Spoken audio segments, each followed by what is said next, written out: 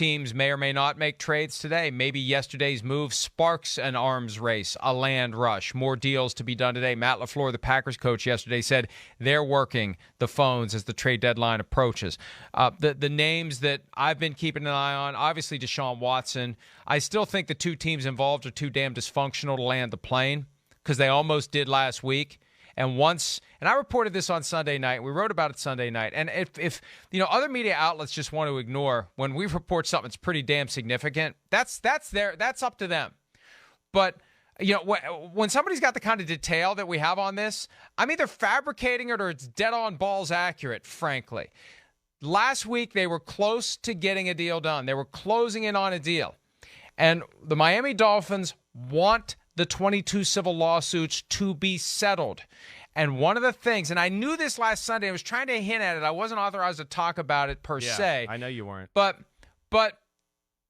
the reason the Panthers were in play was because if Watson decided, I'm not settling these cases, that's when the Panthers became a viable option because they're willing to take him, or let me conjugate that properly, they were willing to take him at the time with the lawsuits not resolved. He decided last week, I'm going to get these cases resolved. I'm going to do what I have to do. Remember, the sticking point was he wanted everything to be transparent.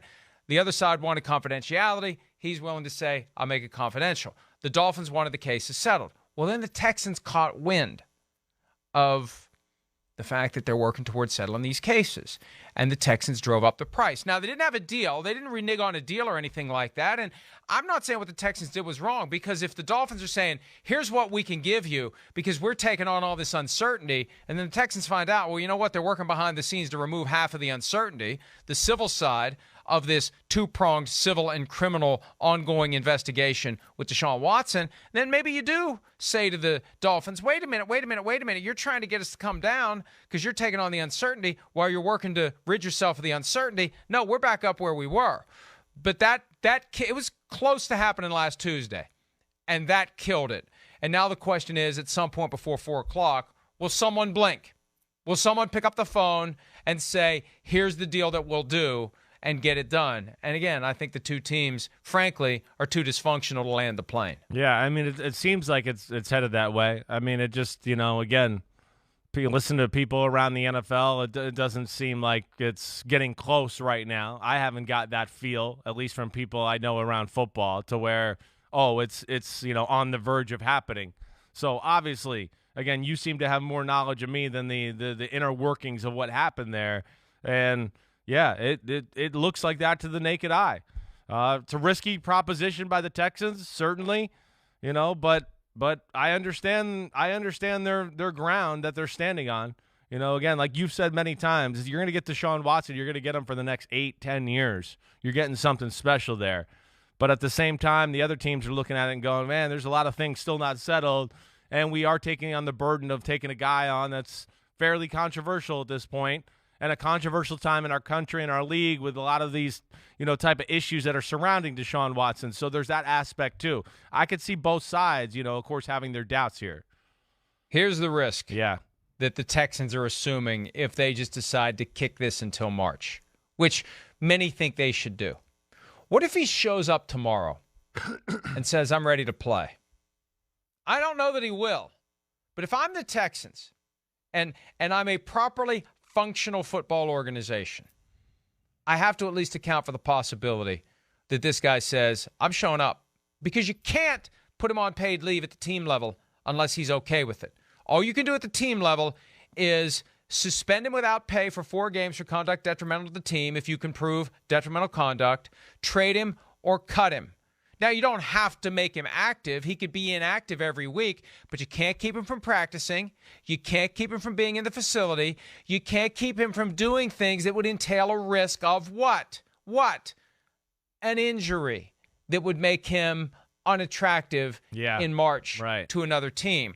That's the downside here for the Texans if they don't trade him. And I just hope that somebody in the organization is smart enough to realize it. And I'd like to think Nick Caserio is.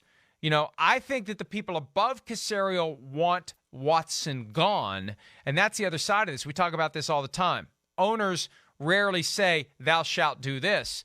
They want the people who work for him to figure it out. I think Cal McNair, and I saw it Shefty reported this. Hey, others can ignore our stories. We're not going to ignore theirs. Shefty reported that Cal McNair wants to do the deal, and Caserio's dug in. At some point, if you want to be the long-term GM of the Texans, you got to do what the guy who signs the checks wants.